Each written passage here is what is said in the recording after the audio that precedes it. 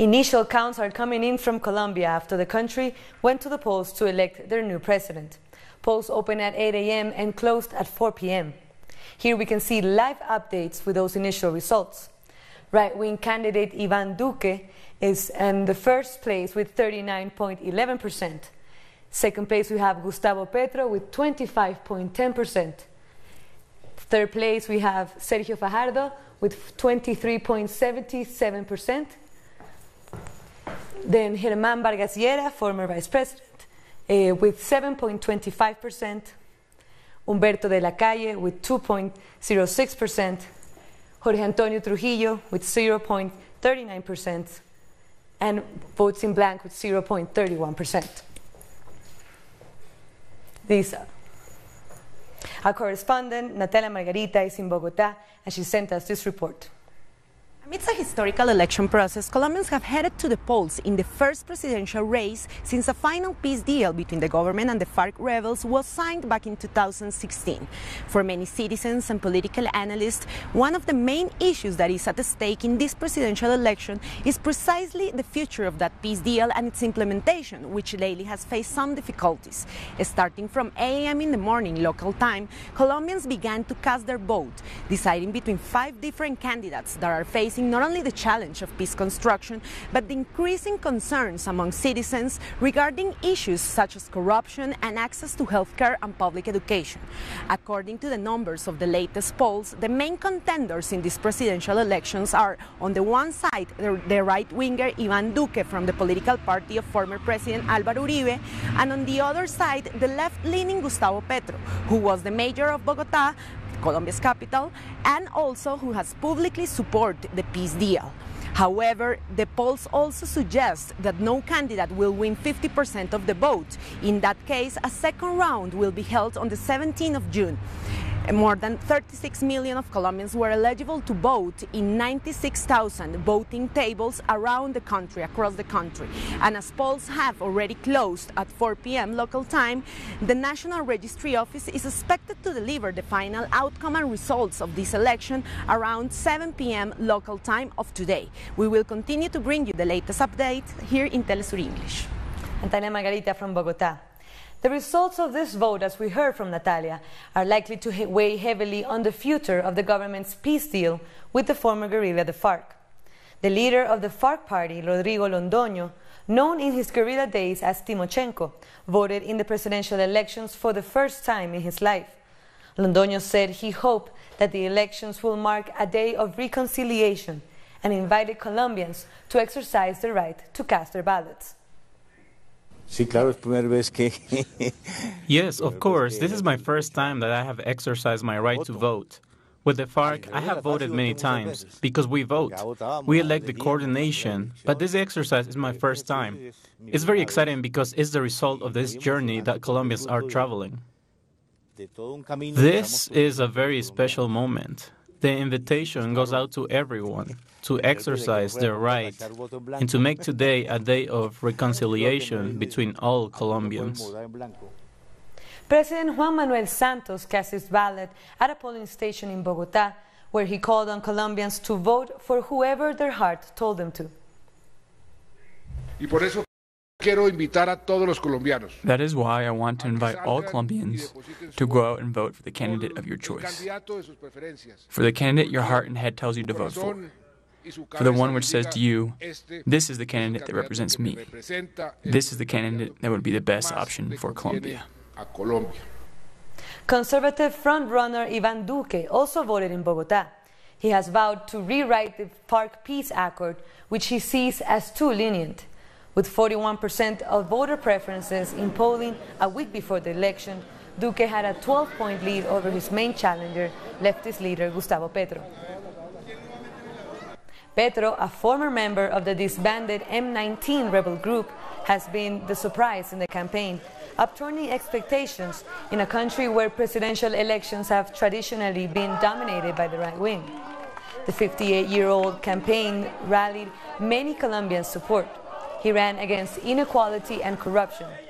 Even if he doesn't go through the next round, Gustavo Petro has already made history by managing to survive the presidential campaign.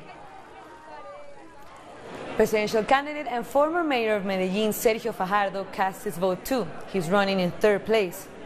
Neither two of the front-runner candidates are believed to have enough momentum to win outright in Sunday's first round, making a runoff on June 17th very likely. Former Vice President Germán Vargas Lleras is in fourth position, also casted his ballot and called on Colombians to come out and vote. I think that in the last 50 years of Colombia's democratic life, these are the most important elections we can have. First, because the peace process needs to be consolidated. I think it's important to focus on education the generation, not only those who are coming up, but those already here, because I think that there is a lot of disinformation. There's a lack of education in people, above all older people, who continue to vote to candidates who have a history of corruption. And as an indicator of just how dangerous Colombia continues to be for leftist political figures, a local coordinator of Gustavo Petro's Colombia Humana party, 59-year-old Gabriel Muñoz was assassinated Saturday night in the town of La Argentina in the Huila department. Candidate Petro tweeted in response to the news saying that Muñoz was to serve as an election witness today and said that the response is a policy of love and that the only ones who should be fearful are those who are corrupt. The Electoral Observation Mission gave a press conference to provide an update on the state of the elections in Colombia. They reported numerous offenses and irregularities not limited to inconsistency with respect to voter identification, vote buying, and a high number of incidences of voters taking prohibited photos of their ballots to serve as proof of their vote for vote buying entities. The Electoral Observation Mission has received in total a number of reports dating back to March 12th, a total of 70 reports that indicate that private businesses are forcing employees to vote for predetermined candidates. We remind you that this is a crime investigated by the Attorney General. We have also received reports from workers that they have not been given permission to go to participate in the vote today. We remind you that it's a right for all citizens to vote and an obligation for all companies to take the necessary measures so that their employees can exercise their right to vote before 4 o'clock in the afternoon. So let's take a closer look at the top candidates and what they've been offering to voters on the campaign trail. Iván Duque, candidate for the Democratic Center Party founded by former President Álvaro Uribe, is leading the polls with an estimated support ranging between 34% and 38% of likely voters. Duque represents those unsatisfied with the peace accords that were signed with the FARC. In 2016, he led the campaign to reject the peace accord in a referendum called by President Juan Manuel Santos. Iván Duque wants to ban political participation of former FARC members. He wants to impose prison terms on former guerrilla fighters and has numerous conditions for any future ELN talks, including prison terms. Gustavo Petro, a former guerrilla fighter for the M19 and former mayor of Bogotá, has consistently polled in second with support ranging between 22% and 31%. He leads the Humane Colombia movement and embraces the political platform of historical leaders of Colombia's Liberal Party, including the issue of agrarian reform. Petro is supportive of Colombia's peace accords. He believes that economic and social policy aimed at reducing inequality will sustain peace. He fled to Belgium in the 90s as leftists experienced persecution and death threats. He's spoken out against paramilitary forces and has publicly denounced Álvaro Uribe's ties to paramilitarism. Polling in third place with 15% of support among likely voters is former mayor of Medellin and governor of Antioquia, Sergio Fajardo, who says that it is vital to respect the peace accords. Sergio Fajardo says he wants to close the chapter with the FARC and ELN. He's associated Colombia's history of violence with leftist guerrilla groups. Despite being a professor, Fajardo has been hesitant about education and educator rights and is supported by large business conglomerates. And finally, Sergio Fajardo has generally been seen as friendly towards the policies of the right-wing governments in the region. For more on today's election, we are joined by historian professor and former foreign minister of Ecuador under President Rafael Correa, Guillaume Long. Hello, Guillaume. Hi. Pleasure to be with you. So what do you see as the results come in of the political environment that will be living in Colombia? Okay, so I think we're confirming what the polls were suggesting, that we're going to have a runoff between the hard right candidate, Ivan Duque, and the left-wing candidate, Gustavo Petro. I mean, obviously these are not confirmed results, but we're certainly very close to that outcome. And of course, it's going to be a runoff between a candidate who's, as we just saw from the coverage you just showed, Ivan Duque, who has been outright against the peace process, and Gustavo Petro, someone who has defended the peace process, although he's been critical of some aspects of the peace process carried forward by the Santos administration. He's clearly been in favor of the peace process. One thing that's going to be interesting is to see whether the other two kind of left-of-center candidates, there were kind of 5 main candidates, and there were 3 left-wing candidates, 2 of them sort of left-of-center, one being Fajardo, who did very well today, apparently, and very close behind Petro, and the other one being De La Calle, whether they give strong support in whatever they will say tonight or in the coming days to Petro, whether they pledge their support and obviously encourage their voters to vote in favor of Petro in the runoff. That's going to be, I think, one of the things we need to watch out tonight, and one of the things we need to focus on, because if they do, then it gives Petro a better chance against, again, the hard right, against the anti-peace, and also extremely neoliberal candidate, Ivan Duque. Another thing which I think is interesting very quickly, that the other right-wing candidate, Vargas Lleras, did much, well, he had a much lower result, apparently, from what we're seeing from these preliminary results, than expected. And given that his votes were supposed to add up to Duque's victory, and maybe Duque is less ahead for this runoff as we had originally anticipated. So it may be basically a much more competitive process in a runoff that we had anticipated. And for those of us who wish for a progressive Colombia, that's obviously good news. How do you see these results playing, for example, in the rest of the region? We have elections coming up in Mexico, in Brazil. How does that play out? Well, we always knew the elections in Colombia were going to be very important. Colombia is a key player in the region. It's the 3rd biggest economy in South America. It's the 2nd biggest Spanish-speaking country in the world after Mexico. It has also extremely historic close ties with the United States. So, you know, it's had conservative governments or kind of right-of-center governments for decades, really. So the fact that there was a strong left-wing candidate who's now confirmed probably, or very soon will be confirmed as one of the 2 candidates in the runoff, is something new. It's something very interesting. And sure, I mean, in the kind of current situation Latin America is going through, with a lot of countries turning right, with kind of a bit of an end. I mean, I don't like the expression, but there is a bit of an end of the cycle of the left-wing progressive governments in the region. This is something that we need to watch closely. It's certainly the first time, if these results are confirmed, it would be the first time that we have a left-wing candidate in a second round, in a runoff, I mean, as long as we can remember, basically, in Colombian history.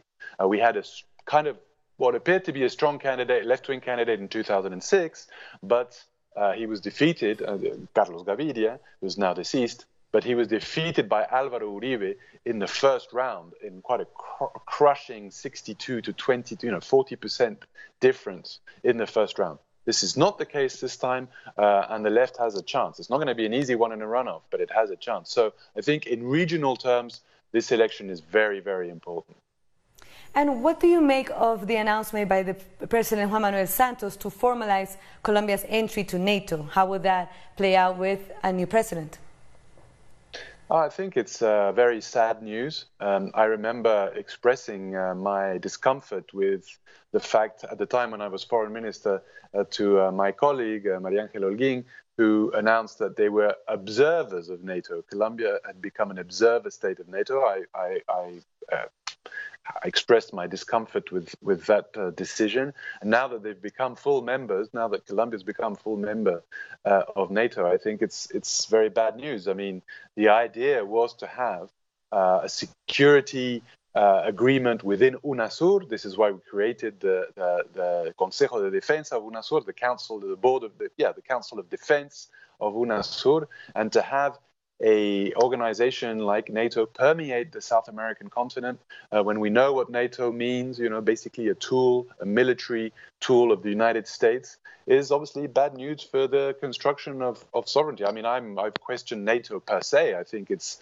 an organization that belongs to the Cold War. It's been an organization that's been in the way of European sovereignty, for example, for Europe to have a sovereign foreign policy and defense policy.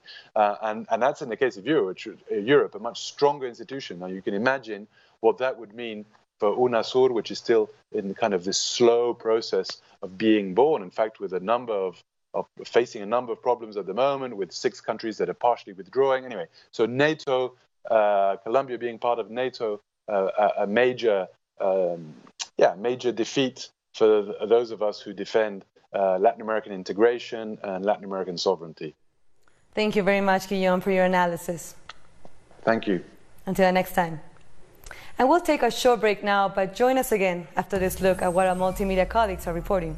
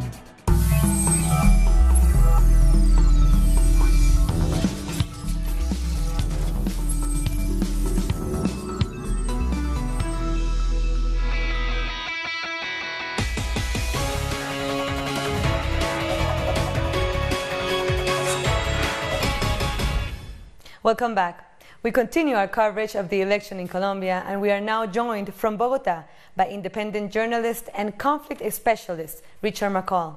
Hello, Richard. Thank you for joining us. Thank you very much. So how do you see the results of today affecting the peace process?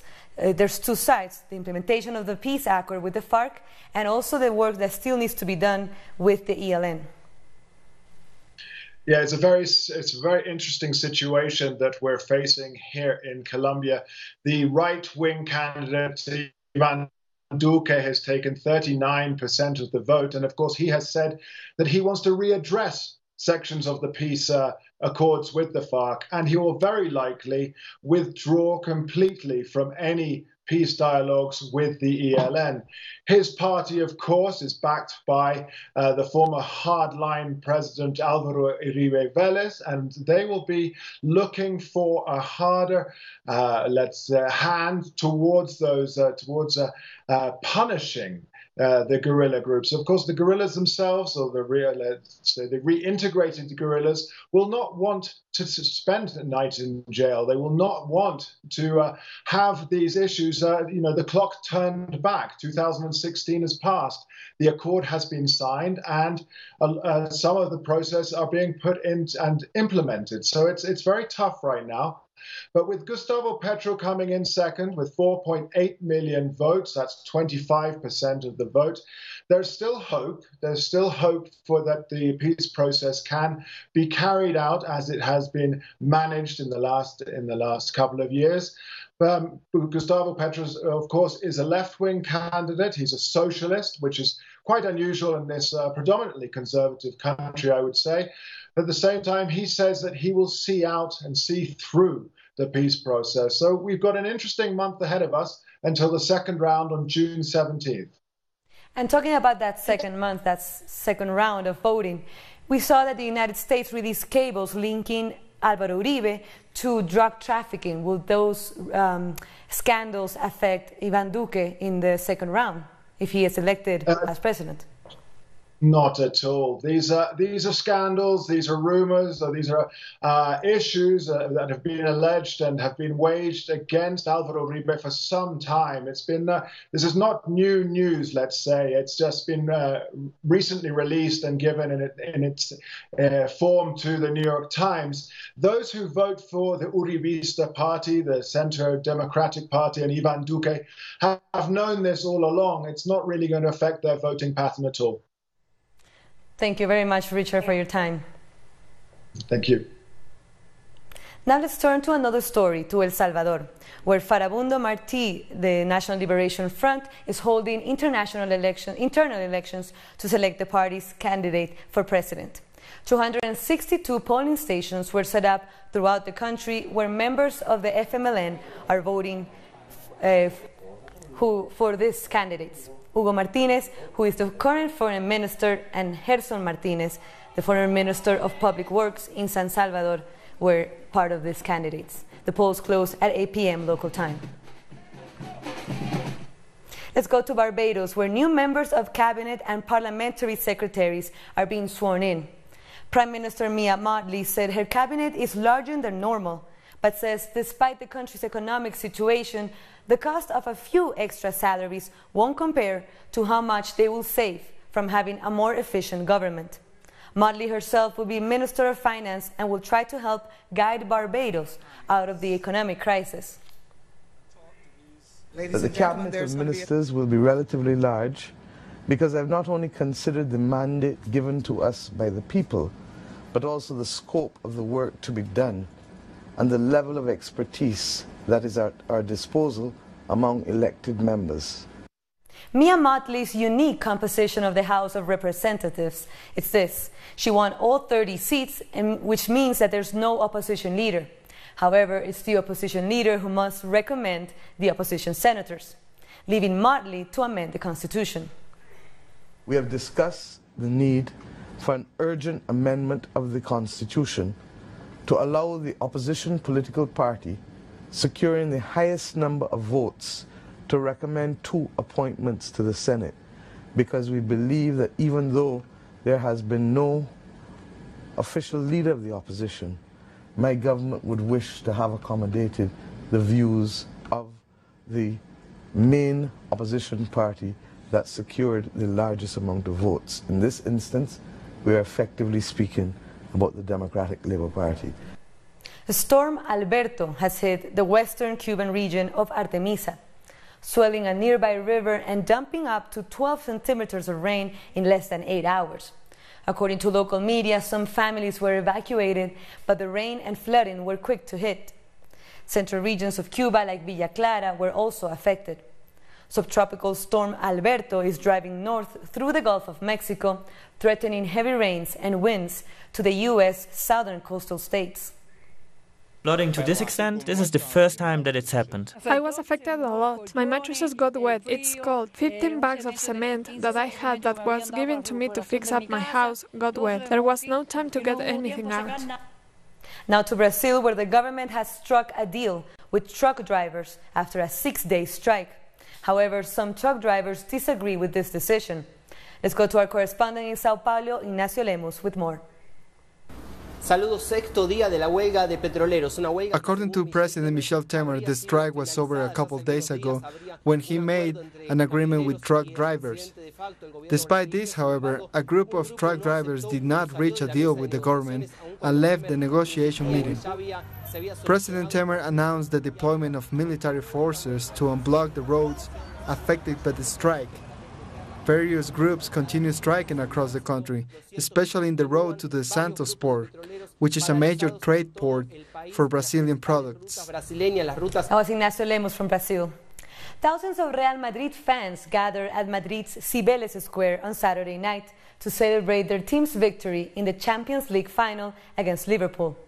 The Spanish team defeated Liverpool 3-1 in the decisive game, which took place at the NSC Olimpijski Stadium in the Ukrainian capital city of Kiev. For Real Madrid, this was the third successive and 13th overall UEFA, the Union of European Football Associations, title in its history.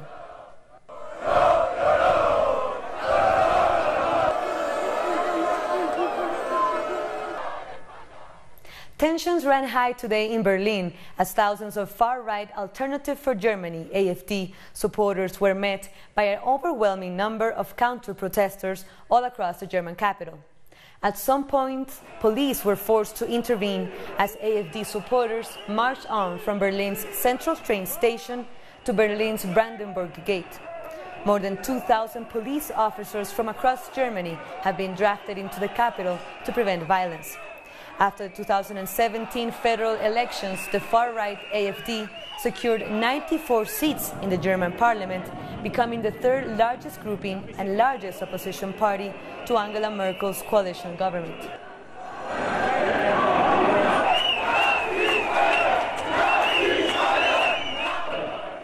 In Syria, displaced Palestinians from the Yarmouk refugee camp will still have to wait to return after the liberation of the extremist-held camp, as it requires full reconstruction. When armed militants such as the Islamic State group took control of the area, it resulted in a mass exodus of the camp's residents, forcing them to suffer again the tragedy of the first displacement from their homes in Palestine. The Yarmouk refugee camp is located south of the Syrian capital Damascus and is the largest shelter for Palestinian refugees in Syria, according to the United Nations Relief and Works Agency for Palestine Refugees in the Near East.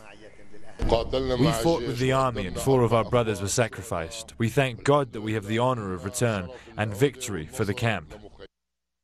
And just before we go, let's take a look at more information on the Colombian elections. Yes, the presidential elections. We still have Iván Duque leading and Gustavo Petro on a second place.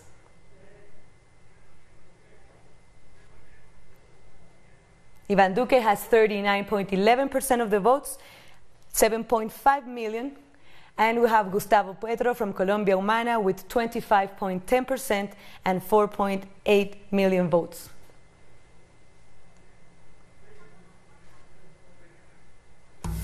And now we come to the end of this news brief. But this and many other stories, and also the elections in Colombia, you can follow on our website, telesurtv.net/English.